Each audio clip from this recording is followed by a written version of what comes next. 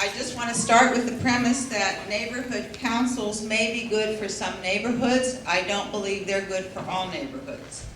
Our homeowners association is 45 years old. We are 1,100 single-family homes. We have a wonderful elementary school, Warner Avenue, which is one of the best in the city. We are located between Westwood Village and Beverly Hills and Wilshire Boulevard and Sunset. We have very strong community support. We send out weekly emails, phone calls. We employ an office manager who happens to be with us today, Tom Patterson, who lives in Valley Village. We are also a highly congested area, and we have some of the busiest intersections in the city. We are filled with development and have been for many years. I've been involved in our neighborhood for approximately 35 years, so it's a long time. We are not under the Brown Act. We are not restricted as to how we spend our money. We can appeal decisions, we can file lawsuits, and we have the flexibility of addressing various issues in our community. We are also respected in the planning department, the Department of Transportation, water and power, building and safety. And it's not only because we're a wealthy community, and some people might say they have to listen to you, because they don't.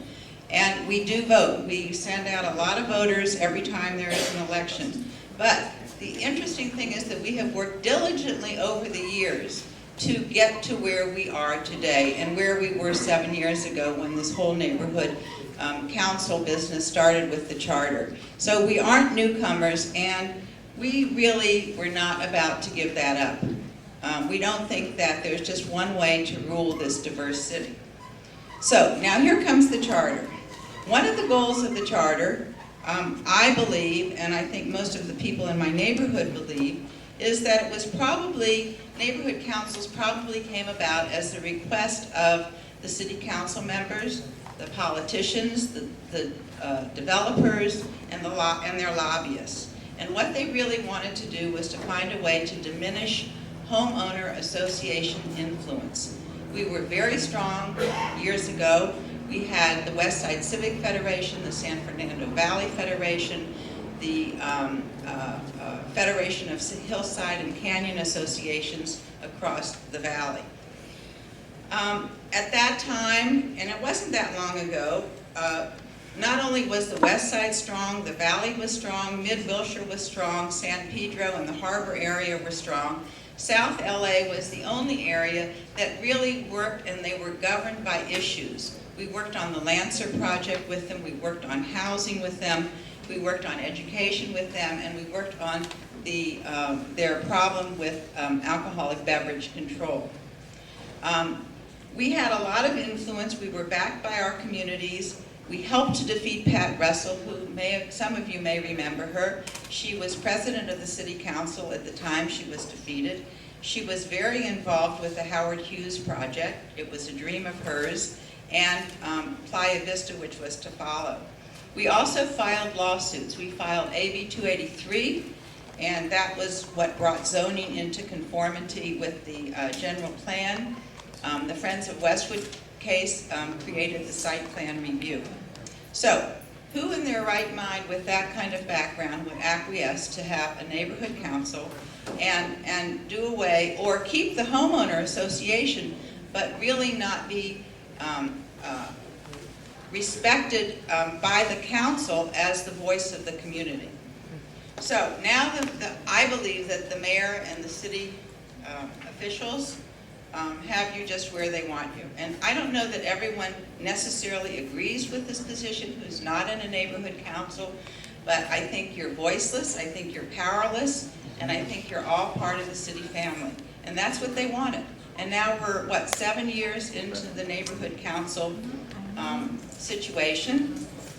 You really haven't shaped city policy or politics. You haven't held government leaders responsible. You are slow on the uptake, your stakeholders are constantly changing, and you're really being pulled by the strings at City Hall. And the worst part of it is, if it doesn't work in your community, that neighborhood council can't opt out. It's very, very difficult. They don't want you to opt out. They don't want you to be able to opt out. So let me just say that I applaud all the work that you're doing for your communities. Again, I don't think all communities are the same, and they all shouldn't be governed the same way. And in Westwood, we have decided to hold on to what we thought worked and is still working for 45 years. Thank you. Okay, thanks, Sam. A lot of what was said, I think, was incorrect, and I'm not even going to take a lot of time to respond to it because I know that you feel also that it was incorrect, especially when it comes to the way that neighborhood councils have, in fact, affected city policy. I mean, I could just mention one, and that was the DWB water rates. Prime example, I don't recall in my 30 years a single time when the city council did anything but totally rubber stamp a request from Water and Power for a water rate increase. So that and that alone is magnificent, but there's many other examples after that. But those are wonderful things that your homeowner association has done. I congratulate you for all the hard work and your strong leadership. But the simple reality is that the city charter says that all parts of the city must be covered by a neighborhood council. And that now is the reality that we're dealing with. In fact, a neighborhood council can opt out of the system. None have asked to do that. There have been a couple that have been bounced out of the system, but none have asked to do it. So there are probably 4 or 5 areas, I think, in the city that still do not have a neighborhood council. 3 of those would be Pacific Palisades, Brentwood, and Westwood. They have councils, they're just not elected and certified. They don't have certified neighborhood councils, which is what the city charter requires. So one of the issues that is like facing actually all of us is, for example, what's it going to take to create a neighborhood council in Westwood? It's got to be done one way or the other. And I guess my question to you is, would you be willing to help and participate in the creation of a neighborhood council there, which means, of course, you don't have to give up the homeowners association. No. Steve didn't give up his homeowner association. Right. But there's a neighborhood council there, and I think everyone would really like it if you could help in that effort.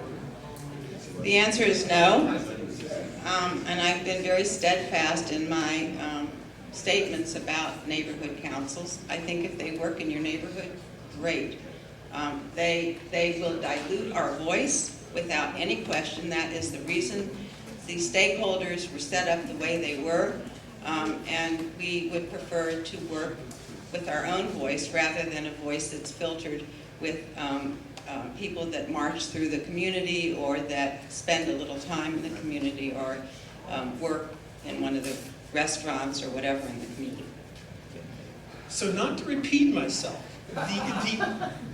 the discussion about whether or not neighborhood councils are good, bad, or indifferent has already been decided by the voters. So there's going to have to be neighborhood councils there. So let me ask you part B of the question. If you won't help in the creation of a neighborhood council in Westwood, would you stop and discourage others there who would like to do it? As best I can. And I have done it. There have been several people who have wanted to begin neighborhood councils in Westwood, but I believe that the people who live in Westwood know what is in their best interest, and having others decide our fate is not a direction we want to go.